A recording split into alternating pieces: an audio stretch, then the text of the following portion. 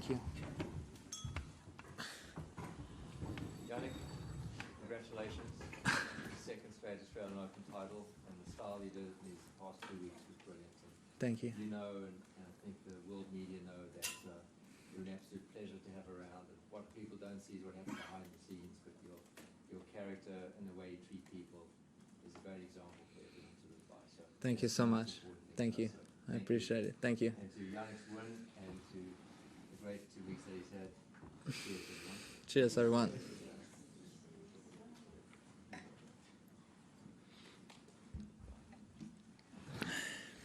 Jannik, well done. Do you feel like you saved your best tennis for the final, and what were you most impressed with in your game tonight?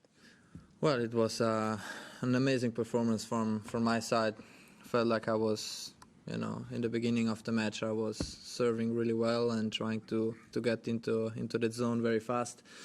It was a very high quality match from my side. Second set, got a bit lucky, in the tiebreak as we saw, but all things considered, amazing run again here in Australia. I'm extremely happy, and sharing this with the team here and family and the people I love. It's amazing. Congratulations, Jannik. What was the moment you felt like the dial had swung in your favour in the process of chipping away and breaking down Zverev's game?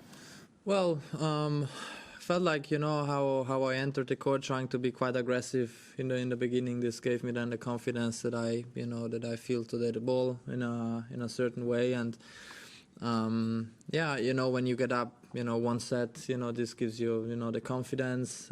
As I said, I had the chances in the second set with a couple of break points. He always served very well there. But it's trying to stay always there mentally, trying to play every point in the best possible way, and also, as I said, tiebreak, got a bit lucky there. But how I handled every situation on the court, not only today in the final, but in general, was very nice. Jannik, congratulations. With the CAS appeal now happening before the next Grand Slam, does that shift your focus at all, or is it just business as usual for you up until Roland Garros? Tough to say. I mean, I'm not thinking at the moment about this. No, I just came off an amazing run again here. I want to enjoy this moment, to be honest. And then, it's the hearing. We know now the dates, and that's it. I mean, I want to enjoy this one now.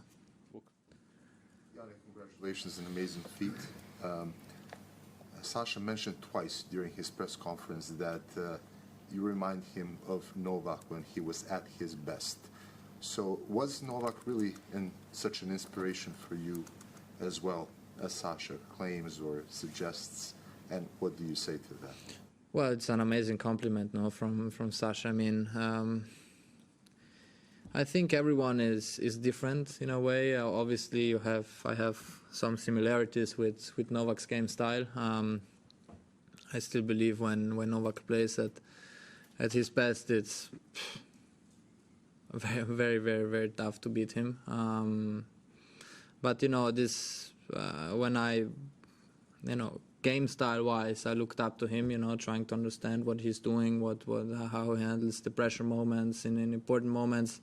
I still believe we are different as players because everyone is different. But for sure we have similarities, and the similarities are having a quite clean ball striking from the base, from the baseline, having a good movement, understanding a little bit where your opponent plays the ball.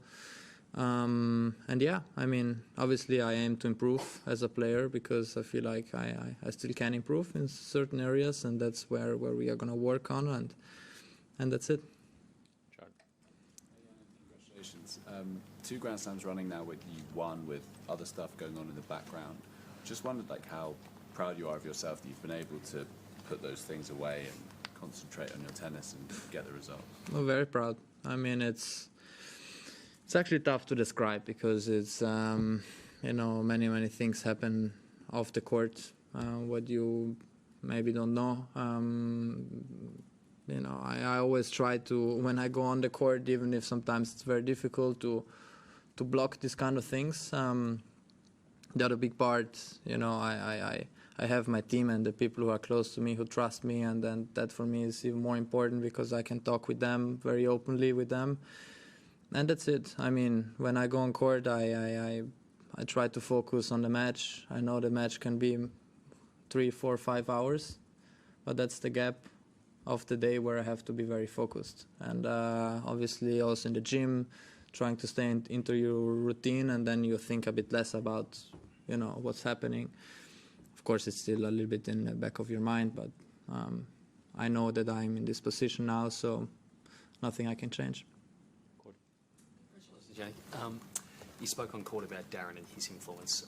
I'm wondering how he's helped you, what makes him such a special coach, and how can you convince him to try and keep it going with you next year? It's going to be very difficult. Look, he's a very honest person. He's a very, to be a good coach with many different players, you have to understand the player, and you have to get into the rhythm of the player, what he likes, what he don't like, and it takes for him just some weeks to get into that, and then he's there. And one thing I really love about him is because he's very, very humble. He suits into the team very, very good.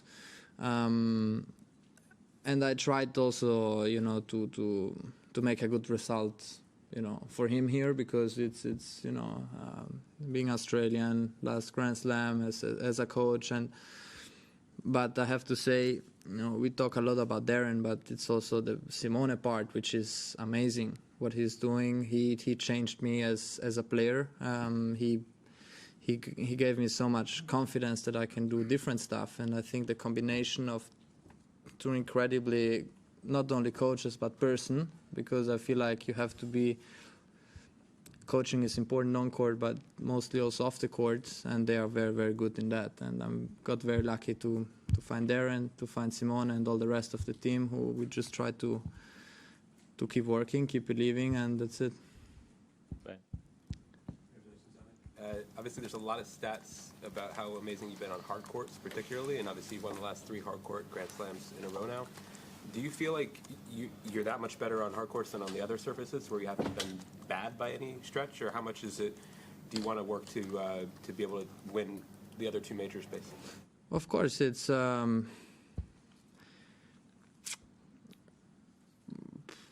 hard court I feel more comfortable. No, I think that we can see, but I take it as a positive, because on the other surfaces I still have to improve. I have to see how it works, and I'm gonna put a lot of energy in that, trying to find the right ways, and hopefully to go far also in the other Grand Slams who are not played in on hard court. And then we see. I mean, as I always say, I'm still young, and I think I have time to adjust, especially on grass court, because I've never played the juniors. It was kind of new when I arrived to the tour, and then we see. I mean, it's exactly that what I like. The difficulty is trying to understand where I can improve, and hopefully I can show that when the season arrives. John. Congratulations. Given the uncertainty of the CAS case, I'm just wondering if that provided any extra motivation at all here to win? Not really. I mean, it's that what happened. No. As I always say, I keep playing like this because I have a clear mind on what happened. If I know if I would be guilty, I would not play like this. And that's it. I mean, it's. I still believe, every time it came out in a very positive way, and I still believe it's gonna be that the case. And that's it. No, at the moment I'm not thinking about this. Of course, you have your moments of certain days where you feel like, I wish I would not have this problem. But, in the other way, I'm always looking forward to go on court, trying to understand. Now I also need my time off, which is very important for my body and my mind. And then when I go again back on court, I try to improve. Last 2 in English, Mark.